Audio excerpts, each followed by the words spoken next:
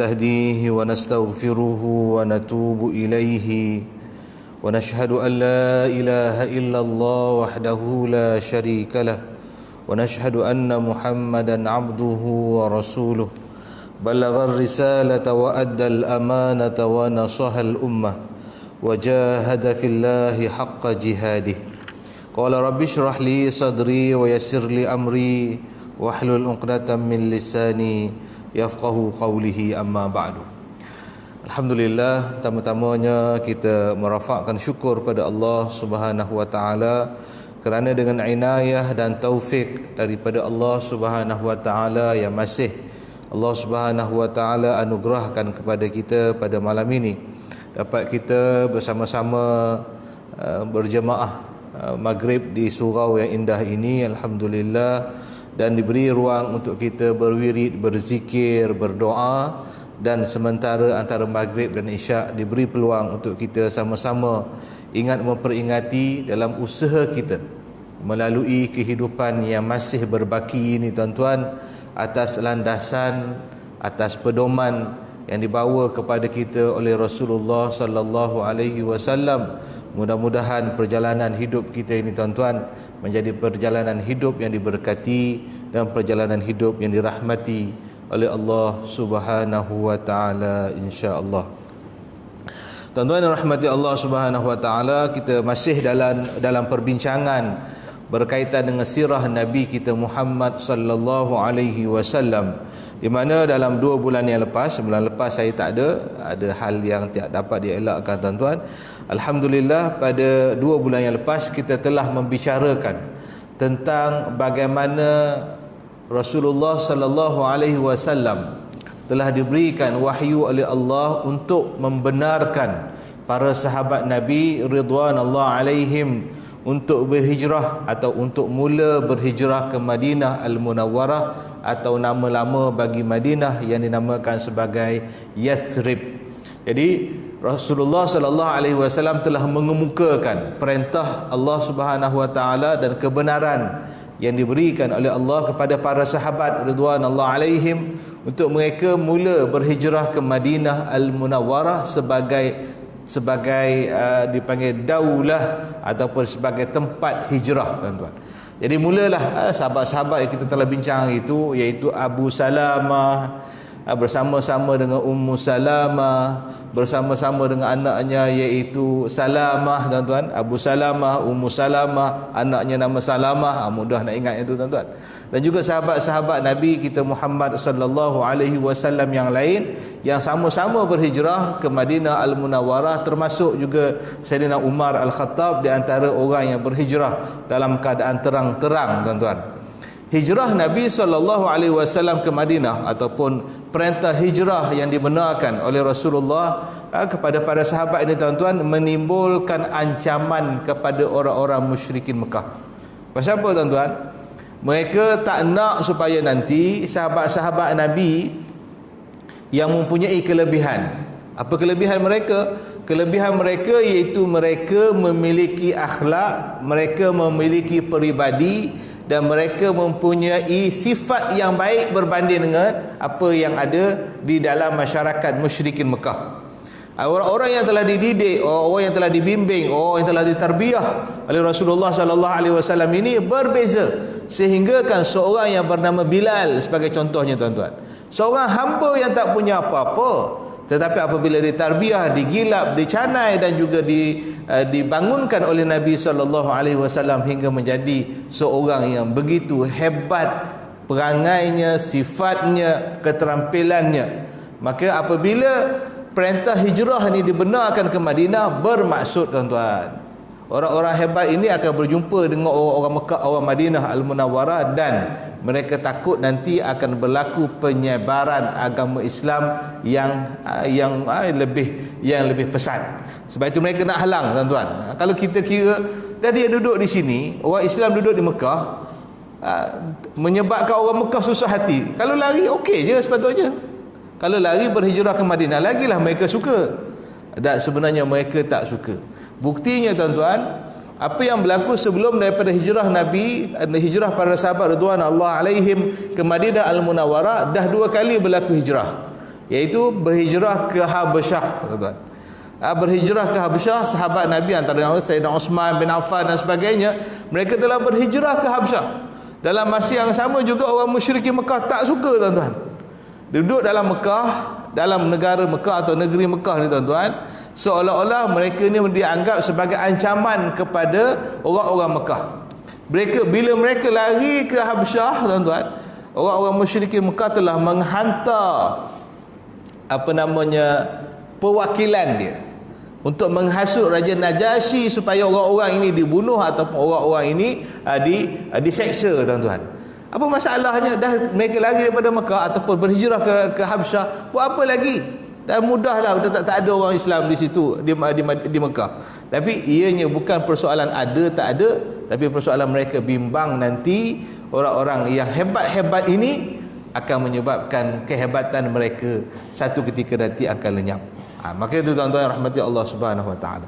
Jadi sahabat-sahabat Nabi ni berhijrah. Ramai yang berhijrah dengan pelbagai kisah yang telah kita bincangkan pada perjumpaan yang lepas. Tapi Nabi SAW belum lagi diberi izin oleh Allah Subhanahu Wa Taala untuk melakukan hijrah. Okey.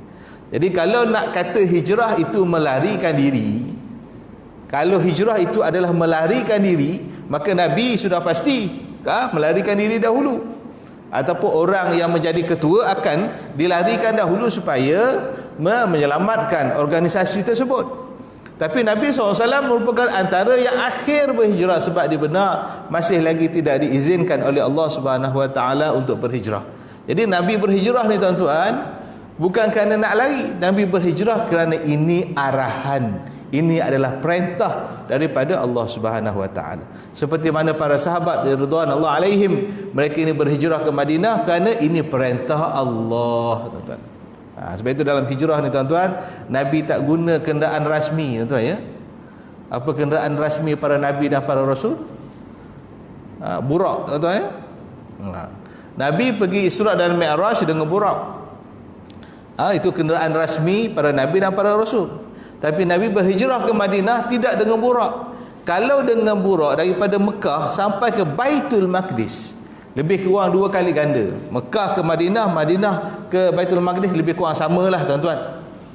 Kalau pergi dengan burak, pergi satu malam, tuan-tuan, satu malam boleh balik semula, tak ada masalah apa-apa. Kalau dengan burak, maknanya kalau dengan Madinah tu 2-3 kali boleh pergi satu malam, tuan-tuan. Tetapi kenapa Nabi SAW tidak pergi dengan burak? Bahkan perjalanan hijrah Nabi SAW, tuan-tuan, memakan masa 12 hari, tuan-tuan. 12 hari. Isra dan Mi'raj satu malam je.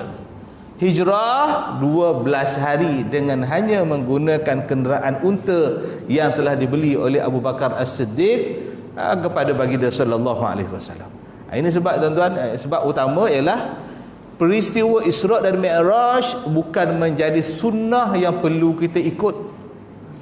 Tuan-tuan nak Isra Mi'raj, okey, tunggu, okey, 27 Rejab nanti kita duduk kumpul ramai-ramai sini nak pergi ke Baitul Maqdis. Tak payah, tuan-tuan.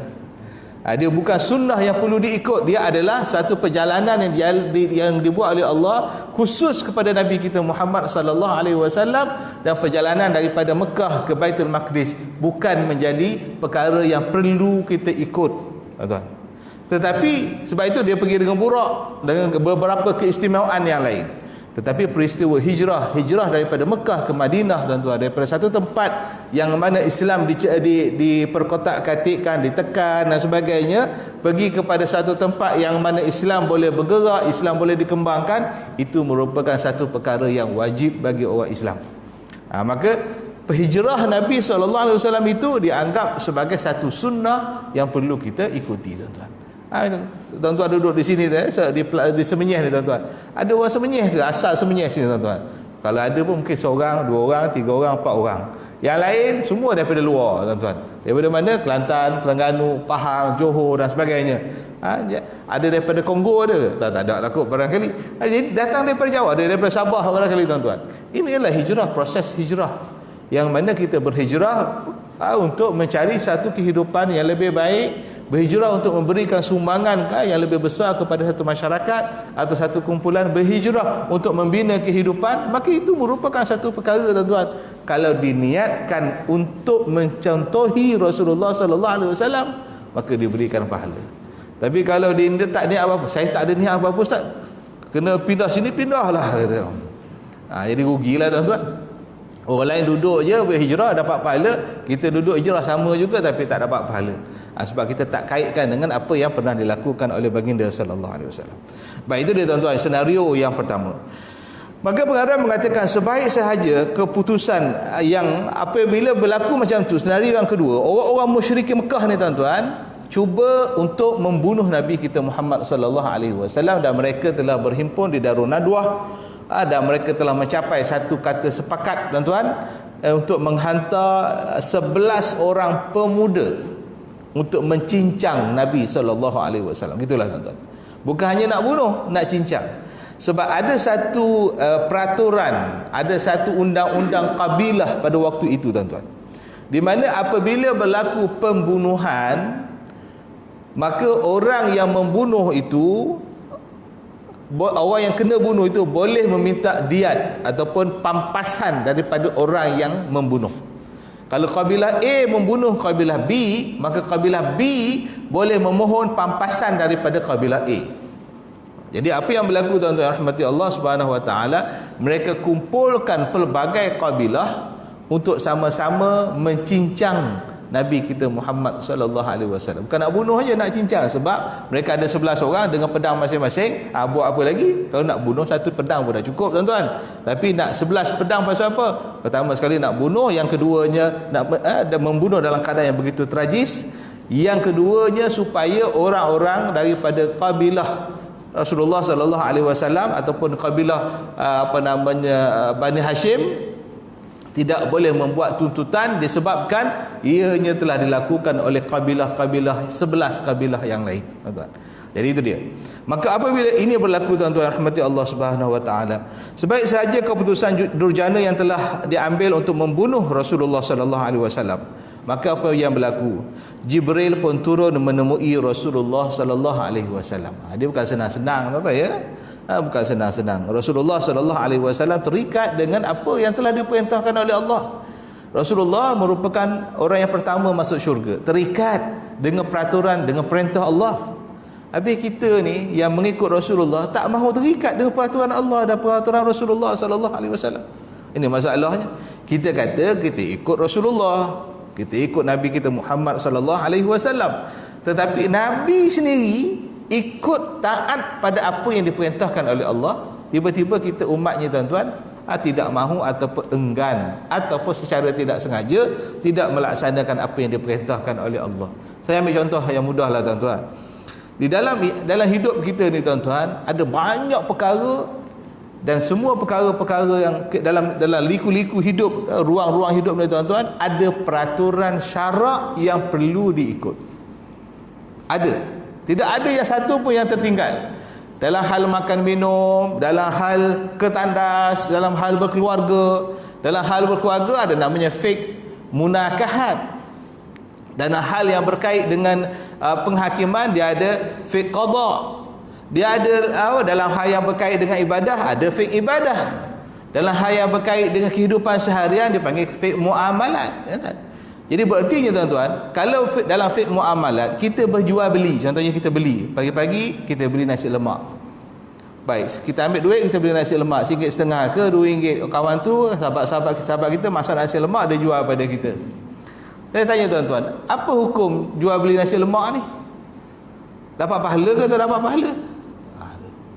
Dapat pahala atau tak dapat pahala? Orang yang jual nasi lemak, iyalah dia dapat duit, dia dapat duit untung sikit ataupun untung. Orang yang beli nasi lemak, dia dapat nasi lemak, ya, selain daripada nasi lemak, selain daripada duit yang kita dapat, apa lagi yang kita dapat? Kita dapat pahala tuan-tuan. Pasal apa? Sebab apabila jual beli itu, walaupun jual beli hanya jual beli nasi lemak, tapi jual beli yang dibuat itu berdasarkan kepada syariat yang diturunkan kepada Nabi kita Muhammad sallallahu alaihi wasallam, maka ianya akan diberikan pahala. Kita berkata, dah habis Ustaz, macam mana nak jual beli ikut Islam ni? Okey. tuan-tuan. Sebab itu ada perkara yang namanya muamalat. Muamalat ialah perkara berkaitan dengan jual beli, tuan-tuan. Berkaitan dengan jual beli, sewa menyewa, hutang piutang. Ada yang berkait dengan riba umpamanya, tuan-tuan. Masyarakat kita kadang-kadang dia tak sedar, tuan-tuan, ya, minta maaf ya. Kita perlu sebut juga, tuan-tuan, supaya umpamanya kita ni balik rumah, tuan-tuan, kita nak cari duit, nak bayar van sekolah ke apa semua sekali lah. Tak cukup, ada duit kecil tak cukup, tuan-tuan. Kita pun tanya anak kita, ada duit kecil tak? Ayah bagi duit RM1, RM5 pergi belanja sekolah, ada kecil tak? Ada. Mai ayah tukar dalam RM20. Okey, kita pun bagi duit RM20. Anak kita kata, ya tak cukup RM20, ada 18 je. Kita pun kata, okey, tak apa, bagi 18. Ayah ambil lah, ayah nanti esok bagi balik pada ayah RM2 lagi. Okay. Kita pun ambil duit RM18, anak kita ambil RM20. Kita pun senyum lebar dan sebagainya, tuan-tuan. Kita tak sedar, sebab kita tak sedar dan tak perasan bahawa kita sedang melakukan jual beli riba, tuan-tuan. Apa maksud jual beli? Jual beli apabila berlaku pertukaran hak milik. RM20 sekeping itu milik saya, RM18 sekeping, 18 keping itu milik anak saya.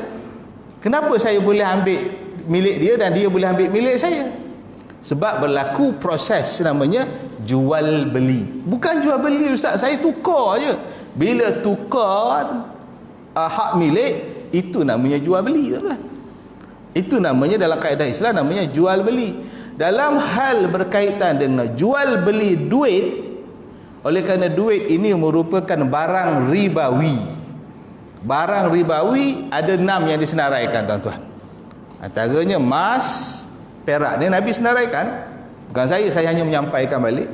Emas, perak, gandum, barli, kurma dan juga satu lagi iaitu garam. Garam barang ribawi. Tak boleh makan lepas ni. Bukan tak boleh makan. Barang ribawi bukan tak boleh makan, tapi barang ribawi bila nak berjual beli, dia ada SOP khas. Macam kita zaman Covid ni, tuan-tuan, ada SOP khas, tuan-tuan. Ada pun jarakan, ada pakai mask dan sebagainya. Tapi kalau tak ada Covid, tak payah pakai. Mana kalau bukan barang ribawi, tak ada masalah apa-apa. Tapi barang ribawi dia ada SOP khas, tuan-tuan. Oleh kerana disebutkan dalam SOP itu, tuan-tuan, dalam syariat kita, bila berlaku jual beli antara barang ribawi yang sama jenis, iaitu duit dengan duit, dan duit itu ringgit Malaysia, yang ni ringgit Malaysia, maka mesti sama. Hulur RM20, dia bagi balik RM20, yang sekeping-sekeping 20 keping, maka tidak jadi riba. Syarat dia mesti sama, yang ni RM20 nilai, yang tu hantar pada kita RM20 walaupun sekeping. Baik, mesti sama. Tak sama, riba. Tuan-tuan pergi tukar duit di kedai ataupun di mana-mana, tukar duit RM50, nak siling semua, dia kata, tuan-tuan kata. Dia kata okey boleh dia kata. Kita bagi 49. Kira semua 49. Sikit tak cukup. Kenapa sikit tak cukup? Itu charge. Servis haram. Riba, tuan-tuan. Sebab mesti dia patah balik pada kita 250 juga, tuan-tuan. Inilah itu. Yang pertama. Yang kedua, tak boleh tangguh. Tadi tuan-tuan kata, memanglah saya nak bayar, tak cukup RM2 lagi, anak saya nanti akan bagi pada saya RM2 besoknya. Atau minggu depannya bila dia dah cukup, dia kumpul duit RM2 tadi, tuan. Jadi bila ditangguhkan, dia tangguh RM2 lagi, hukum itulah jadinya riba. Pasal tertangguh dalam hal jual beli perkara yang sama jenis dan ia adalah barang ribawi, maka dia tidak boleh tertangguh, mesti tunai. Tuan-tuan, sama juga dengan kita beli emas dengan emas dan sebagainya. Tuan-tuan ada emas sekilo, contohnya lah, tuan-tuan. Ada ke sekilo? Kalau ada, beritahu kat tangan siapa ada sekilo. Contohnya lah. Tuan-tuan pergi beli, ada emas, ada barang emas lah, barang kemas, lebih kurang setengah kilo lah, kumpul-kumpul setengah kilo. Lepas tu nak pergi beli emas lain, beli emas dengan emas yang ada, kan? Jadi tuan-tuan ada setengah kilo, tuan-tuan nak beli emas yang baru itu mesti juga setengah kilo, tuan-tuan. Agak-agak ada tak kedai emas nak jual ke tuan-tuan macam tu? Kalau ada bankrupt kedai emas tu, dia tak akan jual sebab dia kata setengah kilo kami baru setengah kilo tuan yang lama, mana boleh sama. Tak sama tu jadi riba, tuan. Habis macam mana nak buat? Jangan beli dengan emas, beli dengan duit. Beli dengan duit. Bila beli dengan duit, dia tak sama. Yang tu emas, yang tu duit, tak sama. Tetapi ada protokol SOP yang kena ikut. Apa dia? Mesti tunai. Sangkut lagi. Pasal kebanyakan masyarakat kita beli emas secara hutang. Hutang. Jadi maknanya dia nak bayar duit tu, tapi nak bayar kali, 5 kali, 6 kali, 7 kali. Jadi hukumnya haram, tuan-tuan, jadi riba.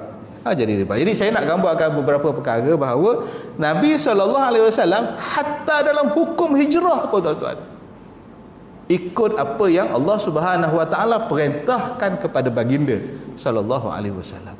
Kita ni, tuan-tuan, jual beli setiap hari dan sebagainya. Sama juga dengan yang lain. Kita ambil contoh lah, tuan-tuan, ya. Dia duduk makan kat kedai, tiba-tiba datang orang jual tisu. Orang datang, sahabat kita yang buta dengan seorang lagi, biasanya dia 2 orang lah datang. Dia pun hulur tisu pada tuan-tuan. Okey, tuan-tuan pun ambil duit RM2 ke RM3 bagi pada dia. Tuan-tuan pun ambil tisu. Okey lah, selesai. Okey, Ustaz, selesai lah tu. Ya, selesai lah. Saya pun tanya tuan-tuan, tuan-tuan beli tisu tu ke? Oh, saya beli lah, Ustaz. Berapa harga? Saya bagi RM4. Habis berapa harga tisu? Tak tahu, tapi saya bagi RM4. Jual beli barang tak ada harga, tuan-tuan, tak ada harga yang tetap, hukumnya haram. Tisu je, Ustaz. Itu tak lagi ke apa-apa, tuan-tuan. Jadi apa maksudnya, tuan-tuan? Tisu tu mesti ada harga. Kalau jual belilah mesti ada harga. Maknanya, tuan-tuan, kalau kita tanya dia, okey, dia nak bagi tisu, saya nak belilah tisu ni. Berapa harga tisu ni, Kak? Kata, berapa tisu sekeping ni, berapa harganya? Dia kata, terpulanglah, ikut suka. Dia kata, ikut suka tak sah, tuan-tuan. Ikut suka tak sah. Dalam jual beli mesti ada benda yang tetap, iaitu harga mesti tetap, tuan-tuan. Okey, saya jual lah air ini dengan harga 40. Tuan-tuan kata, saya beli, saya jual harga air dengan harga 40. Tuan-tuan kata, saya beli dengan harga 40. Maksud saya RM40. Tuan-tuan kata RM40. Kita tak sah lah. Pasal tak sama, tuan-tuan. Yang tu nilai lain, yang tu nilai lain. Yang nilai, ada nilai tapi tak sama pun tak sah. Apatah lagi tak ada nilai langsung, tak ada angka langsung, tuan-tuan. Sebab dalam hal ini, tuan-tuan, banyak kita kena berikan perhatian. Jadi macam mana kita nak buat? Tuan-tuan ambil tisu tu, tuan-tuan kata saya beli dengan harga RM5. Tuan-tuan bagi RM5 tadi kan? Saya beli dengan harga RM5. Kalau tuan-tuan tanya dia tak akan jawab sampai bila-bila pun berapa harga tisu tu, sebab dia tak nak jual. Okey, tuan-tuan ambil, kata saya beli dengan harga RM5. Dia kata, atau dia angguk. Dia angguk, mana dia setuju. Ijab daripada kita, qabul daripada yang menjual. Biasanya orang yang jual kata saya jual dengan harga sekian-sekian. Dia ijab. Orang tu jawab saya beli. Biasanya pembeli akan qabul. Ni ijab qabul, nak nikah satu lagi ke, Ustaz? Dah, tuan-tuan, ijab qabul bukan dalam nikah aja, tuan-tuan. Dalam jual beli, dalam hibah, mesti ada ijab dan qabul. Jadi oleh demikian, kita ambil, kita kata, kita hulur duit RM5, kita ambil tisu, kita kata saya beli dengan harga RM2. Jadi ijab. Dia kata, okey. Okey tu mana dia setuju. Bila setuju, sah jual beli. Tapi sekarang ni, selama ni kita akad jual beli tak? Harga ada tak? Tak ada. Habis. Okeylah, Ustaz, saya bukan beli, Ustaz, saya sedekah pada dia. Okey, tuan-tuan, sedekah, kenapa tuan ambil tisu? Dia sedekah pula pada saya, mana tahu dia sedekah pada kita. Jadi tuan-tuan, tak jelas. Sedekah maknanya kita letak, maknanya tak ada dalam tabung surau kita letak, ada kita dapat apa-apa? Tak dapat apa-apa. Kita dapat pahala daripada Allah, tak ada timbal balik bila sedekah. Tapi kita sedekah duit RM2, RM3, kita dapat tisu. Pelik tu, tuan-tuan. Jadi pertukaran hak milik tisu kepada kita itu atas apa? Atas jual beli ataupun atas sedekah ke atau apa? Jadi kalau kita, dia sedekah pada saya. Pasal apa dia sedekah pada saya? Sebab saya sedekah pada dia dulu. Mana dia terpaksa sedekah sebab kita sedekah pada dia. Ada paksaan, tak sah juga. Jadi itu dah, tuan-tuan rahmati Allah, perkara-perkara senario yang ada. Cuma saya nak gambarkan, saya tak bercadang nak bincang tentang muamalat, tuan. Cuma nak gambarkan bahawa bagaimana besarnya hikmah hijrah Nabi SAW Kerana hijrah Nabi itu berdasarkan arahan dan peraturan daripada Allah Subhanahu Wa Taala. Nabi akur, walaupun Nabi ini seorang Nabi yang hebat, ya, penghulu segala Nabi, penghulu segala Rasul, orang yang pertama masuk dalam syurga. Disebutkan dalam sebuah hadis Nabi SAW, Innal jannata muharramatun ala jami'i khalqi hatta yadkhulaha huwa wa ummatuh. Sesungguhnya syurga itu haram dimasuki selagi mana tak dimasuki oleh Nabi Muhammad sallallahu alaihi wasallam dan ummatuhu, dan umatnya. Maksudnya kita Nabi masuk syurga dulu, tapi Nabi yang masuk syurga dulu tuan-tuan, taat dia kepada Allah Subhanahu Wa Taala. Baik. Bila datang Jibril turun menemui Rasulullah sallallahu alaihi wasallam dengan wahyu daripada Tuhannya, Jibril memberitahu pakatan jahat Quraisy. Jibril tolong beritahu tentang apa yang telah dirancang oleh Quraisy, dan kini Allah Subhanahu Wa Taala telah mengizinkan baginda untuk keluar berhijrah dengan menentukan masa pergerakan hijrah dengan katanya, malam ini jangan kau tidur di tempat engkau yang biasa engkau tidur wahai Muhammad. Dia punya bahasa lembut yang menunjukkan malam ni kena bergerak.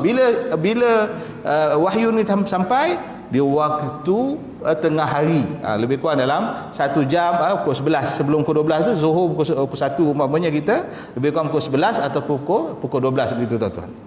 Sedikit masa sebelum daripada waktu masuknya waktu Zuhur ataupun tengah hari. Bila jadi macam tu tuan-tuan rahmati Allah, dengar saja dapat arahan daripada Allah, apa Nabi buat sallallahu alaihi wasallam? Nabi terus pergi jumpa ke rumah Abu Bakar As-Siddiq. Pasal apa? Nak mencari orang yang sama-sama boleh menemani berhijrah ke Madinah Al-Munawwarah. Pada waktu tengah hari itu, kata Aisyah, maka tibalah Rasulullah sallallahu alaihi wasallam, lalu baginda meminta izin, lantas baginda masuk sambil berkata kepada Abu Bakar, bolehkah kau keluar sekejap?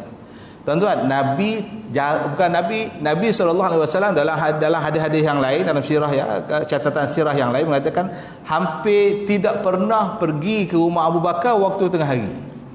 Sebab antara waktu yang dilarang untuk kita ziarah ialah waktu tengah hari, pasal orang tengah panas, tengah berehat dan sebagainya. Jadi oleh demikian Nabi tak pergi. Tapi dalam hal ini, oleh kerana dapat arahan, Nabi sallallahu alaihi wasallam pergi ke rumah Abu Bakar As-Siddiq dan beritahu pada Abu Bakar, ajak Abu Bakar keluar sekejap. Tak nak bercakap kat dalam rumah ni, keluar ni. Baik. Maka jawab Abu Bakar, mereka ini semua keluargamu wahai Rasulullah. Ini semua keluarga kamu ya Rasulullah. Sebab Abu Bakar As-Siddiq adalah bapa mertua Nabi sallallahu alaihi wasallam. Di dalamnya Sayyidatina Asma adalah kakak ipar Nabi sallallahu alaihi wasallam. Di dalamnya Aisyah radhiyallahu taala anha adalah isteri Nabi sallallahu alaihi wasallam. Dalamnya ialah Abdullah bin Abu Bakar, iaitu ibnu Abu Bakar, anak kepada Abu Bakar, juga menjadi abang ipar kepada Rasulullah sallallahu alaihi wasallam. Sebab Nabi kahwin dengan Aisyah anak yang kelima kepada Abu Bakar As-Siddiq. Jadi ni keluarga kamu semua ya Rasulullah. Maka Rasulullah SAW berkata, kini aku telah diizinkan untuk keluar berhijrah. Nabi kata, ya wahai Abu Bakar, kini aku telah diizinkan untuk keluar berhijrah. Baik. Maka Nabi kata, apakah aku maka selepas daripada itu, Abu Bakar As-Siddiq berkata, apakah aku akan mengiringi kamu ya Rasulullah? Okey. Abu Bakar kata, wahai Rasulullah, kamu dah diberikan izin, adakah aku ini akan mengiringi kamu ya Rasulullah? Kata Nabi SAW, ya, memang begitulah. Tuan-tuan, dalam sahabat-sahabat Nabi yang ada, Abu Bakar menjadi orang yang akan menemani Nabi SAW dalam melaksanakan hijrah ke Madinah Al-Munawwarah, tuan-tuan.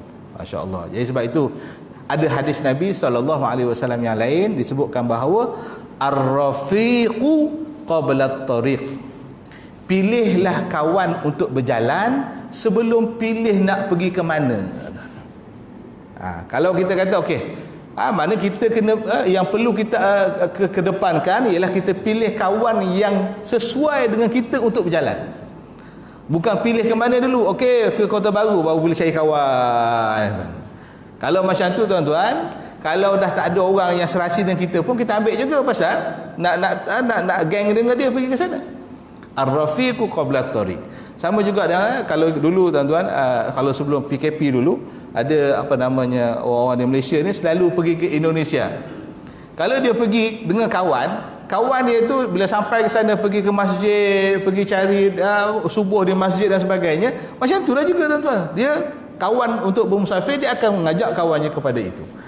Kalau dia berjumpa dengan kawan dia suka pergi masaj, urut sana, urut sini, samalah juga, pergilah join samalah tuan-tuan. Maknanya begitu. Itu sebab Nabi kata ar-rafiqu, pilihlah kawan dahulu. Maka Nabi SAW memilih Abu Bakar As-Siddiq sebagai peneman kepada baginda SAW untuk berhijrah ke Madinah Al-Munawwarah. Maka Rasulullah SAW buat perancangan, tuan ya.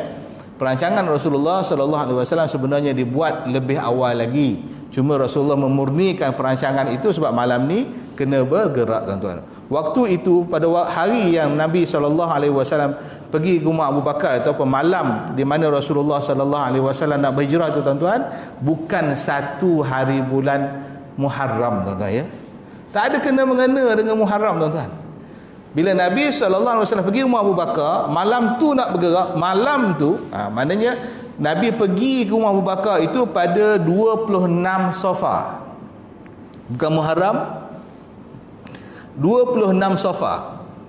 Kemudian selepas daripada itu pergi ke rumah Abu Bakar petang, macam siang tadi 26 Safar, Nabi pergi ke rumah Abu Bakar tengah hari, beritahu kita telah diizinkan untuk dia telah, baginda SAW telah diizinkan untuk berhijrah. Nak bawa Abu Bakar sekali untuk bersama-sama berhijrah ke Madinah Al-Munawwarah. Malam tu nak bergerak. Malam tu ialah malam 27 Safar, tuan-tuan ya. Tak ada kena mengena dengan Muharram ni. Cumanya Abu Bakar, Sayyidina Umar Al-Khattab mengambil peristiwa hijrah ini sebagai suatu permulaan kepada pengiraan tahun Islam. Tuan-tuan, tadi dia boleh mula bulan Safar. Jadi tuan-tuan rahmati Allah Subhanahu wa taala, pada malam tersebut tuan-tuan rahmati Allah Subhanahu wa taala, apa yang disebutkan kepada kita, masa tindakan adalah di tengah malam, oleh itu mereka berjaga sepanjang malam menunggu detik yang terakhir. Namun urusan baginda sallallahu alaihi wasallam ataupun Rasulullah sallallahu alaihi wasallam mengambil langkah yang pertama, iaitu memerintahkan Sayyidina Ali karramallahu wajhah. Dalam suasana yang begitu, baginda sallallahu alaihi wasallam memerintahkan Sayyidina Ali untuk tidur di tempat tidurnya, tuan-tuan. Kata Rasulullah, ayuh kamu tidur di tempatku ini dan berselimutlah dengan kain selimutku, lenalah insya-Allah tiada sesuatu pun yang kau tidak suka akan terkena kepada kamu. Sebenarnya Rasulullah sallallahu alaihi wasallam biasanya tidur berselimut dengan selimutnya tadi, tuan-tuan. Bila jadi macam tu, malam tu Rasulullah buat perancangan Sayyidina Ali. Sayyidina Ali pada waktu itu, tuan-tuan, berumur 23 tahun. Sayyidina Ali pada waktu itu berumur 23 tahun, muda, tuan-tuan, remaja.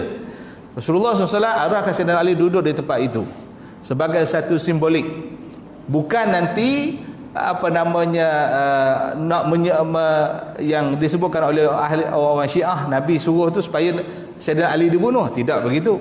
Rasulullah suruh di situ sebab simbolik kepada beberapa perkara. Yang pertama, Nabi SAW sejak daripada zaman jahiliah lagi, tuan-tuan, menjadi orang yang dinamakan Al-Amin. Al-Amin maksudnya orang yang sangat jujur. Maka orang-orang Mekah yang ada harta yang banyak, yang ada simpanan yang banyak dan sebagainya, maka mereka akan pergi menyimpan atau meletakkan harta mereka untuk disimpan oleh Rasulullah sallallahu alaihi wasallam. Tuan-tuan, kalau simpan pada Abu Jahal, Abu Lahab, insya-Allah, tuan-tuan, selamatlah simpanan itu, tuan-tuan. Jadi mereka sendiri dengan Abu Jahal, dengan Abu Lahab tak percaya. Mereka percaya pada Rasulullah sallallahu alaihi wasallam. Dan dalam sirah mengatakan yang menyimpan dengan Rasulullah sallallahu alaihi wasallam itu, tuan-tuan, bukan orang Islam. Sebab orang Islam, tuan-tuan, tak banyak harta. Sebahagian kecil saja yang berharta, yang lain semua Bilal bin Rabah, bekas hamba dan sebagainya. Yang pergi menyimpan ialah pembesar-pembesar Mekah yang hartanya banyak, simpan dengan Rasulullah sallallahu alaihi wasallam. Maka Sayyidina Ali ditugaskan oleh Rasulullah untuk mengembalikan balik simpanan ataupun barang yang telah diletakkan di rumah Rasulullah sebagai amanah untuk dia. Maka ada orang yang perlu selesaikan amanah tersebut, tuan-tuan. Masya-Allah, tuan-tuan, sampai begitu detik. Ini saat kritikal, orang nak bunuh baginda sallallahu alaihi wasallam dan perintah daripada Allah supaya berhijrah dengan segera. Tetapi masih lagi fikirkan tentang beberapa perkara, tentang tanggungjawab dia kepada masyarakat. tanggungjawabnya kepada masyarakat. Jadi inilah kehebatan baginda kita, Nabi kita Muhammad sallallahu alaihi wasallam yang hebat, tuan-tuan ya. Jadi itu yang berlaku. Sebab itu dalam hal ini, tuan-tuan, kalau ada di kalangan tuan-tuan, saya ada pengalaman, sedikit pengalaman. Saya di Terengganu dulu ada seorang tukang jahit lah, tuan-tuan, daripada sekolah lagi. Arwah ayah saya dan dengan abang saya selalu pergi hantar baju kat dia, tuan-tuan. Jadi saya pun bila dah bekerja pun balik Terengganu, beli kain, pergi hantar untuk jahit, tuan-tuan. Satu hari, tuan-tuan rahmati Allah Subhanahu Wa Taala, saya dapat tahu dia meninggal. Kebetulan saya ada di Terengganu, kita pergi sembahyang jenazah apa semua selesai. Lepas seminggu anak dia telefon. Anak dia telefon, Ustaz ada tak hantar baju apa-apa ke? Sebab kita semak ni tak ada, tapi kita nak pastikan. Sebab ini amanah yang diberikan oleh orang kepada ayah dia. Jadi dia nak pastikan semua barang-barang ataupun tempahan-tempahan itu dapat dikembalikan semula kepada tuannya, kerana ianya adalah amanah ataupun pesanan daripada ayah dia. Saya kata, saya kebetulan memang tak ada. Okey, tak ada. Kebetulan lepas 2-3 hari saya kebetulan pergi ke kawasan situ dan pergi jenguklah di situ, tuan-tuan. Dia tengah sibuk, anak-anak dia tengah sibuk untuk uruskan. Yang ni dia telefon, ada kain yang dihantar untuk buat baju, tapi ayah dia sempat potong saja, tak sempat jahit, tuan-tuan. Jadi dia telefon balik tuan punya tu, macam mana kami nak bayar ganti rugi ke atau macam mana? Kami akan bayarlah kalau perlu macam tu, sebab kain dah potong. Nak jahit, dia kata tak ada orang nak jahit. Okey. Itu nampaknya, tuan-tuan. Pun telefon orang lain, saya tengok subhanallah. Hebat, walaupun sahabat kita tadi, tuan-tuan, seorang tukang jahit saja, tuan-tuan. Tapi dia boleh memberikan amanah kepada anak-anak dia hingga anak-anak dia melaksanakan perkara tersebut, tuan-tuan. Kita juga, tuan-tuan rahmati Allah, akan bakal meninggalkan dunia ini, tuan-tuan. Kalau kita meninggal nanti, tuan-tuan, macam mana dengan hutang-hutang yang pernah kita berhutang? Macam mana dengan hak-hak orang lain yang masih lagi belum kita laksanakan, tuan-tuan? Jadi kita kena pesan kepada anak kita, tuan-tuan ya. Kalau tuan-tuan pegang duit amanah dan sebagainya, kena pesan pada anak-anak supaya anak-anak tahu. Anak-anak tahu. Kalau tuan-tuan beli tanah dan sebagainya, ataupun dapat kita beli tanah berdua dengan kawan kita, contohnya lah. Jadi kawan kita tak nak masuk nama dia, tak apa, pakai nama kau semualah, gitu. Jadi kita kena pesan pada anak-anak, yang ni tanah ni memang nama ayah saja, tapi sebenarnya ayah beli dengan kawan ayah nama sekian. Sebab bagi dia nanti melaksanakan amanah tersebut, tuan-tuan. Ini yang dilakukan oleh Nabi kita Muhammad sallallahu alaihi wasallam, tuan-tuan. Baik. Seterusnya, Rasulullah sallallahu alaihi wasallam pun keluar. Okey, kalau kita lihat Sayyidina Ali ni, tuan-tuan, antara sahabat Nabi SAW 10 sahabat yang telah dijamin syurga oleh Rasulullah SAW. Itu Sayyidina Ali karramallahu wajhah. Sayyidina Ali dikenali dengan banyak gelaran, antaranya Asadullah, iaitu singa Allah, maknanya tentera Allah yang sentiasa mempertahankan agamanya. Begitu juga dipanggil Babu Madinatil Ilmi, iaitu pintu kepada bandar ilmu. Itu gelaran-gelaran yang diberikan oleh Rasulullah sallallahu alaihi wasallam kepada Sayyidina Ali karramallahu wajhah. Dan Sayyidina Ali ni berkahwin, seperti mana yang tuan-tuan tahu, berkahwin dengan Siti Fatimah, iaitu anak baginda Nabi kita Muhammad sallallahu alaihi wasallam. Dan Fatimah itu ataupun Sayyidatina Fatimah itu adalah Rasulullah dengan Sayyidina Ali sepupu, tuan-tuan ya. Rasulullah dengan Sayyidina Ali sepupu. Sebab ayah Rasulullah iaitu Abdullah dengan ayah Sayyidina Ali yang namanya Abdul Muttalib, dua-dua ni adalah adik-beradik. Jadi Rasulullah dengan Sayyidina Ali adalah sepupu. Semasa Rasulullah SAW kecil, Rasulullah duduk di rumah Abu Talib, bapa saudaranya, dijaga oleh Abu Talib.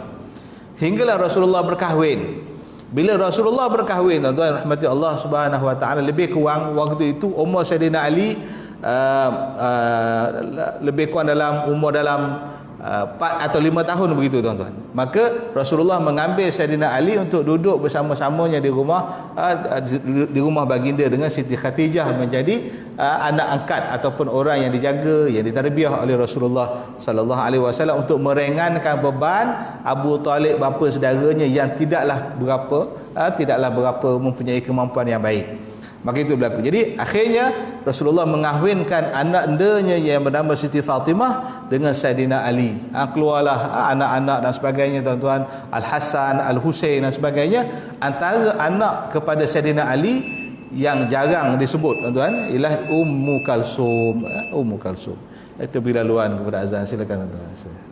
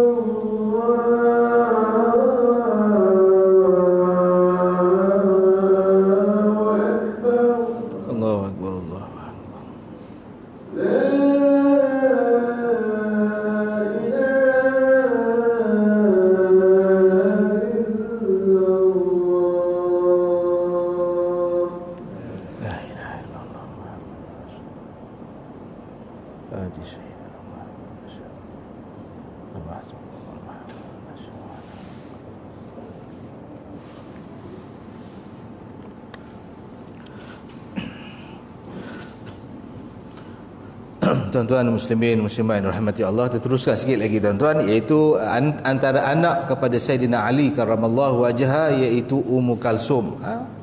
Anak kepada Sayyidina Ali maknanya cucu kepada Rasulullah sallallahu alaihi wasallam. Baik, antaranya Fatimah lah. Fatimah anak pada Rasulullah ialah Fatimah, cucu antara Al-Hasan, Husain dan sebagainya. Ada yang nama Muhammad, cucu pada Rasulullah, dan antaranya iaitu Ummu Kalsum.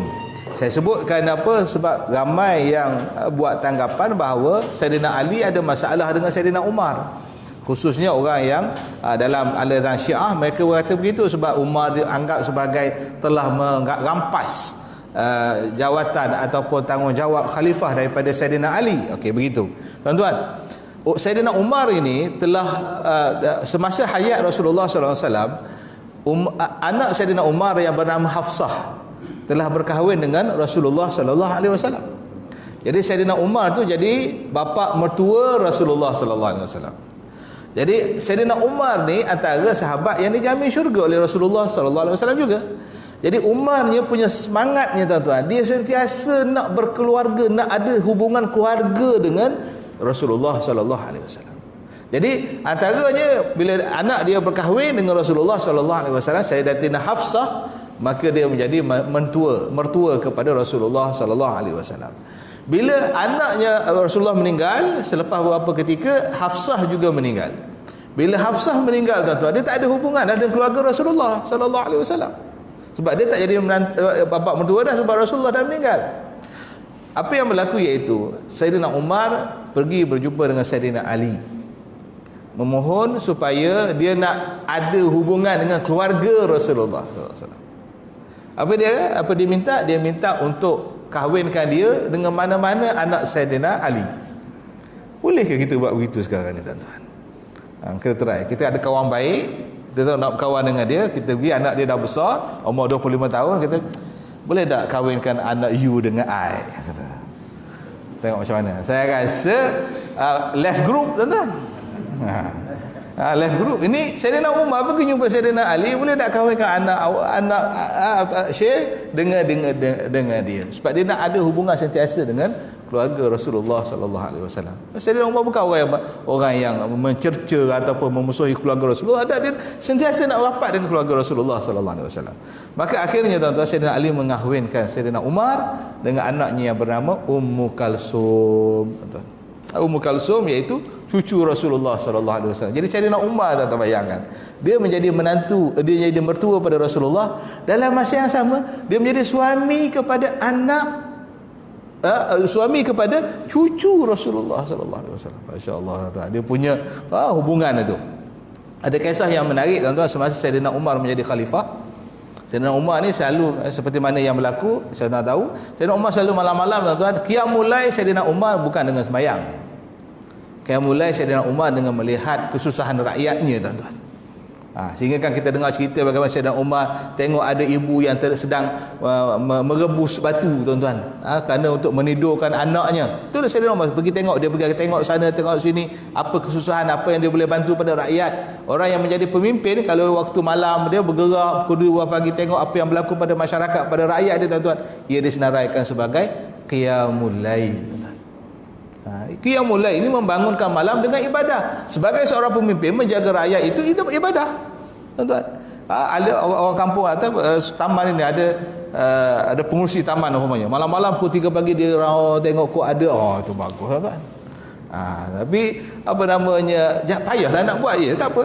Sayyidina Umar itulah dia punya amalan dia.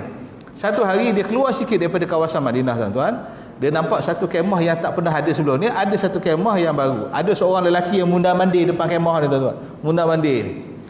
Keluar ke kanan tak jadi, ke kiri tak jadi. Kemah dah ada, kemah kecil je. Dia pun dah menghampiri lelaki tersebut.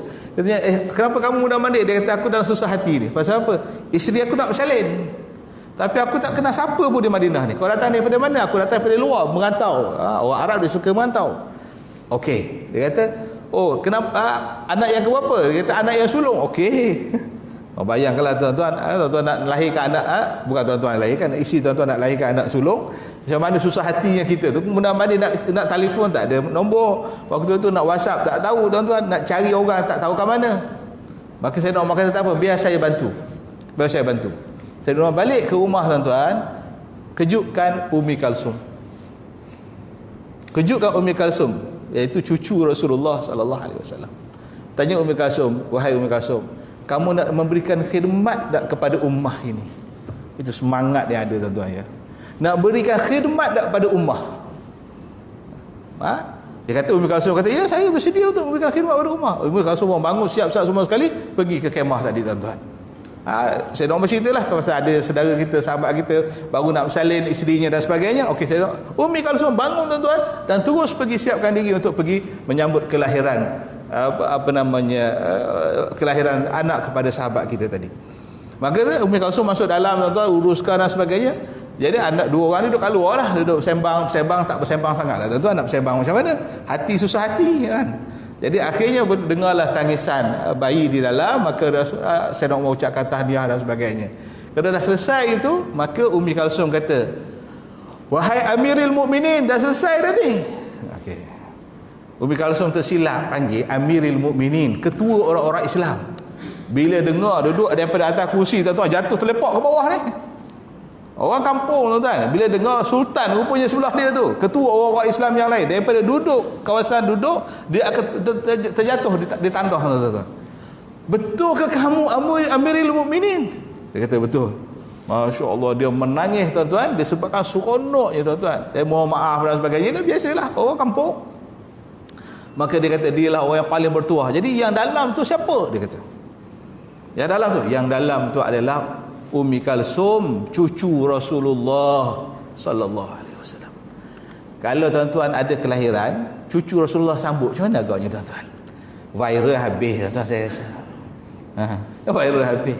Jadi orang ni kalau dia punya bersyukur ya, dia kata malam ni lah malam yang paling istimewa bagi dia.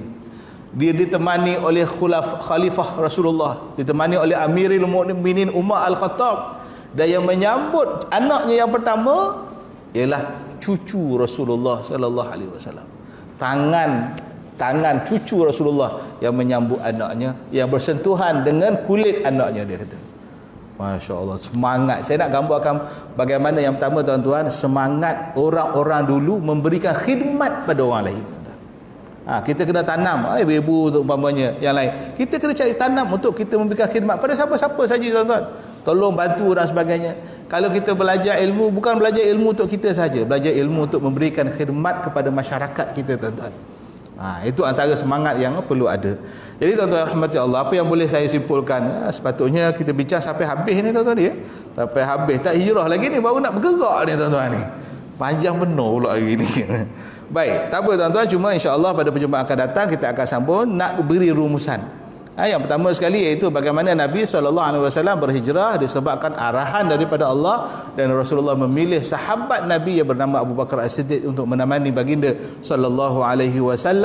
Dan Rasulullah SAW walaupun diperintahkan, tapi ada lagi perkara yang berkaitan dengan hubungan amanah Rasulullah dengan para sahabat, dengan orang-orang yang berada di Mekah, maka dilantik Sayyidina Ali untuk menyelesaikan tanggungjawab tersebut.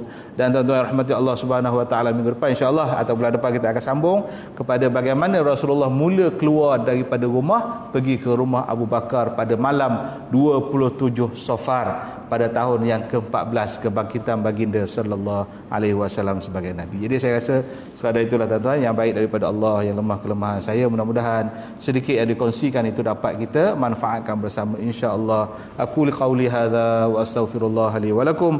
Wassalamualaikum warahmatullahi wabarakatuh.